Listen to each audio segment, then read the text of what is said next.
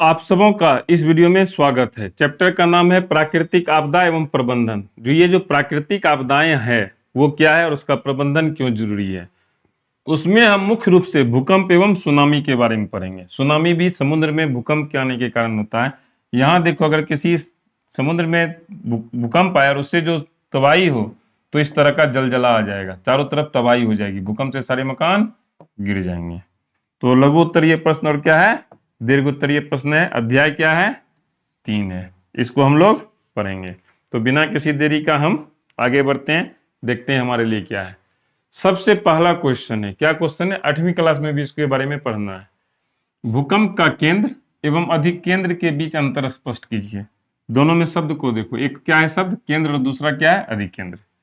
कहता है भूकंप का केंद्र वह जगह होती है जहां जमीन के अंदर सबसे पहले कंपन होता है। जो जमीन है ना उसके अंदर जो सबसे पहले जहां कंपन होगा उसको हम क्या कर देंगे, केंद्र। ये जमीन के अंदर की बात हुआ, केंद्र का मतलब क्या हुआ, जमीन के अंदर की बात। अधिकेंद्र का मतलब हो गया ऊपर। अधिकेंद्र वह स्थान होता है जो जमीन पर ठीक उस केंद्र के ऊपर होता है और जहां सबसे पहले भूकंप का झटका महसूस होता है। ये जमीन के अंदर की बात है और ये जमीन के ऊपर की बात है। तो क्लियर हो गया, हमने पहला नंबर सवाल को सॉल्व कर दिया। आगे बढ़ते हैं, दूसरा नंबर सवाल पे चलते हैं। भूकंपीय तरंगों से आप क्या समझते हैं, प्रमुख भूकंपीय तरंगों के नाम लिखिए। तो पहला क्वेश्चन क्या है, हमको भूकंपीय तरंगों के बारे में बताना है। तो कहता है जब भूकंप आता है, भूकंप क्या हुआ आ गया, तो कहता है जब भूकंप आता है तो जमीन में तरह तरह की तरंगे बनेगी। भूकंप आया तो तरंग ही क्या होता है ना, ऊपर की ओर आता है, जिसको हम लोग फील करते हैं। अगर तरंग का देखिए, कभी कभी तुम देखना आजकल जो डीजे बजता है ना, जब डीजे बहुत तेज आवाज में बजेगा ना तो आजकल क्या हो रहा है, हार्ट अटैक आ रहा है, हार्ट अटैक हो रहा है, यानी वो तरंग क्या करता है, अटैक कर रहा है। तो यही तरंगे बनती है जिसको हम भूकंपीय तरंग कहते हैं। ये 3 प्रकार का है। पहला है प्राथमीय तरंग जिसको हम पी से डिनोट करते हैं, दूसरा है द्वितीयक तरंग जिसको हम एस से डिनोट करते हैं, तीसरा है दीर्घ तरंग जिसको हम एल से कहते हैं, PSL। ठीक है, प्राइमरी सेकेंडरी एंड लॉन्ग। तो क्लियर हो गया, भूकंपीय तरंग के बारे में पूछ रहा था और उसका नाम लिखने के लिए कह रहा था, तो हमने इसको भी कर लिया। अब हम लोग तीसरा नंबर प्रश्न की ओर बढ़ते हैं, देखते हैं हमारे लिए क्या है। भूकंप और सुनामी के बीच अंतर स्पष्ट कीजिए। देखो, सुनामी भी जो है ना भूकंप के आने के कारण होता है, लेकिन वो भूकंप कहाँ है, समुद्र में है। कहता है जब जमीन में कंपन होता है तो उसे हम भूकंप कहते हैं, लेकिन यही कंपन अगर समुद्र की तलहटी में हो तो सुनामी का कारण बनता है। ये जो है ना जापानी शब्द है, ये क्या है, जापानी शब्द है, क्योंकि जापान में सुनामी आते रहता है। तो क्या होगा, समुद्र में क्या होगा, बड़ी बड़ी लहरें उठेंगी जो तटवर्ती इलाकों को नुकसान पहुंचाएगी। क्लियर हो गया, आगे बढ़ते हैं।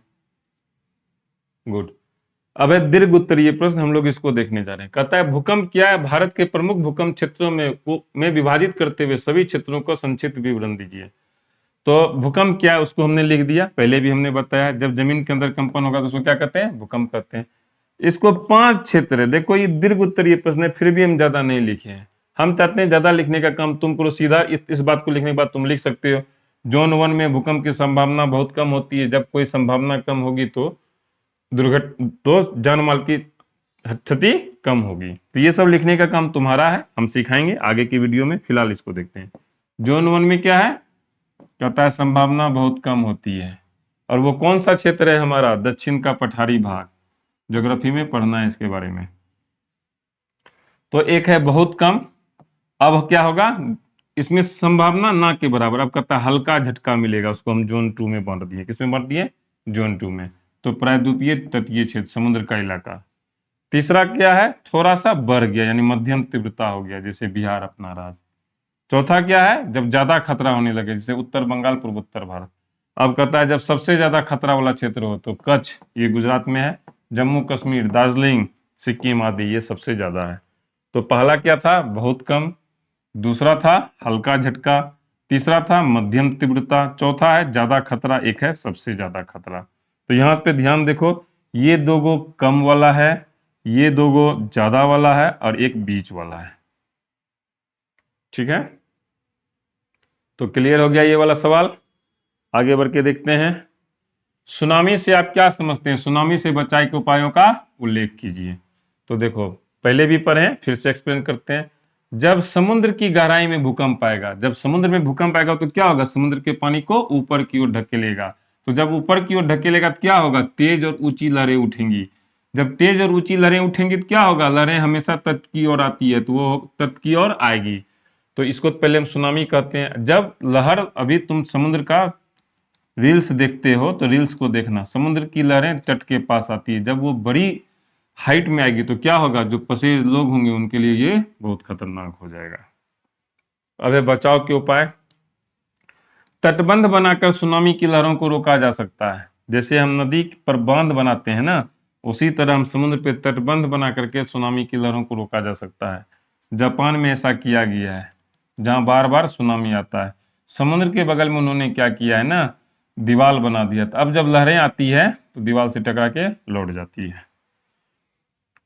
मैंग्रोव जैसे पौधे को हम समुद्र किनारे लगा सकते हैं। अगर समुद्र के तट पर पौधा लगा हुआ हो, पेड़ लगा हुआ हो, तो वो क्या करेगा, लहर की जो रफ्तार है उसको क्या करेगा, धीरे कर देगा। इसके अलावा हम लोगों को प्रशिक्षण देंगे, अगर सुनामी आए तो कैसे सुरक्षित स्थान पर पहुंचना है। क्योंकि क्षति तो होगी ही, हम क्या कर सकते हैं, सिर्फ अपनी क्षति को कम कर सकते हैं।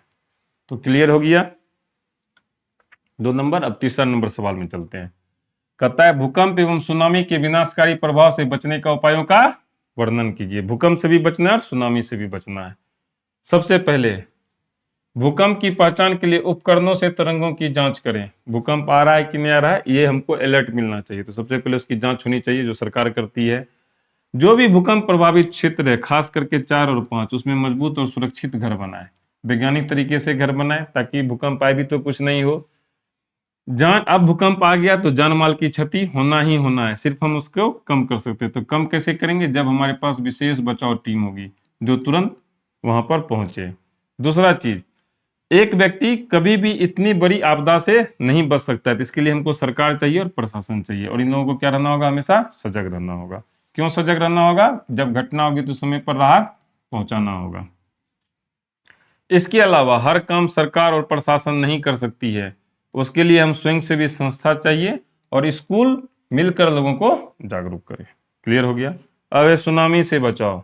तो हमने पहले ही बताया था, हम क्या बनाए, तटबंध बनाए। इसके पिछले वाले सवाल में हमने बताया पेड़ पौधे लगाएं और तटीय इलाके के लोगों को सुरक्षित स्थानों पर जाना सिखाया जाती है। तो एक्सप्लेन कर ही दिए हैं, तो क्लियर हो गया। आगे बढ़ते हैं। अब समाप्त हो गया, टाइम हो चुका है ब्लैकआउट का, तो चलो हम लोग भी इंतजार करते हैं सायरन बजने का। तो इस बार आप लोगों को सफलता